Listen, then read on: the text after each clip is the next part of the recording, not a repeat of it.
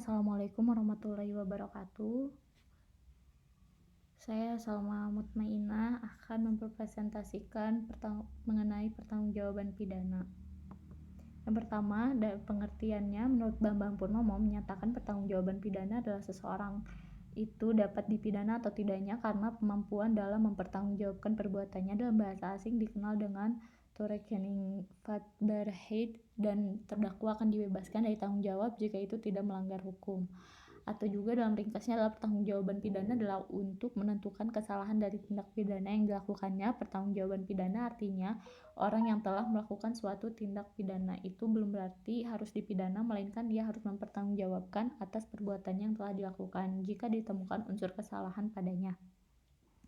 Dalam pertanggungjawaban pidana, maka beban pertanggungjawaban dibebankan kepada pelaku pelanggaran tindak pidana berkaitan dengan dasar untuk menjatuhkan sanksi pidana.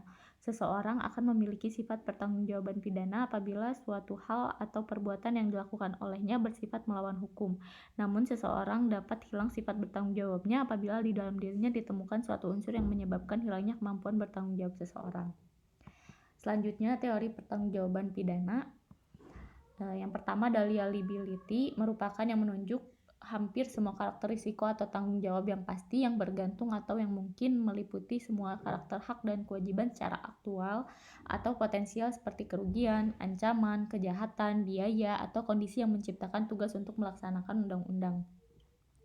Liability pun penggunaan ini menunjuk kepada pertanggungjawaban hukum, yaitu tanggung gugat akibat kesalahan yang dilakukan oleh subjek hukum. Yang kedua adalah responsibility, yang berarti hal yang dapat dipertanggungjawabkan atas suatu kewajiban dan termasuk putusan, keterampilan, kemampuan, dan kecakapan, meliputi juga kewajiban bertanggung jawab atas undang-undang yang dilaksanakan. Ini pun kalau untuk responsibility ini tuh menunjuk kepada pertanggungjawaban politik. Nah, selanjutnya ada teori pertanggungjawaban pidana menurut Ruslan Saleh. Dalam arti luas itu mempunyai 3 bidang. Yang pertama, kemampuan bertanggung jawab orang yang melakukan perbuatan.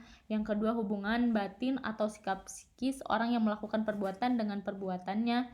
Yang ketiga, tidak ada alasan penghapus pertanggungjawaban pidana bagi pembuat. Nah, selanjutnya pertanggungjawaban pidana pada anak ada di dalam Undang-Undang Nomor 11 Tahun 2012 tentang Sistem Peradilan Pidana Anak yang menggantikan Undang-Undang Nomor 3 Tahun 1997 tentang Pengadilan Anak, yang menyebutkan bahwa anak yang berkonflik dengan hukum adalah anak yang telah berumur 12 tahun tetapi belum berumur 18 tahun. Maka di sini jelas bahwa para pembentuk undang-undang telah sepakat bahwa umur 8 tahun adalah memang suatu umur yang masih belum bisa dimintakan pertanggungjawaban perbuatan yang dilakukannya, karena anak yang berumur demikian masih belum mengerti apa yang dilakukannya. Maka dari itu, pertanggungjawaban pidana dapat dikenakan ke anak apabila umur anak telah mencapai 14 tahun. Seseorang anak akan dimintai pertanggungjawaban pidana dengan ancaman pidana yang diberikan paling lama setengah dari masa pidana orang dewasa apabila anak tersebut ketika melakukan tindak pidana telah berumur di atas 12 tahun akan tetapi belum mencapai 14 tahun.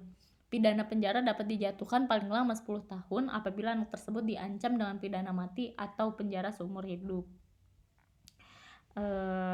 Dalam pasal 71 Undang-Undang SPPA mengatur jenis sanksi pidana yang terdiri dari pidana pokok dan pidana tambahan.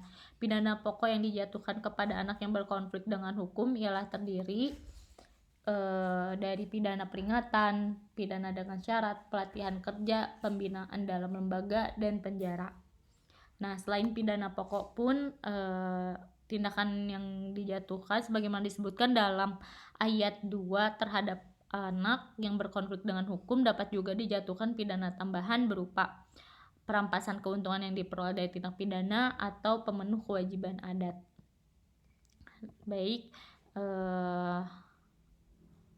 mungkin dari saya cukup sekian.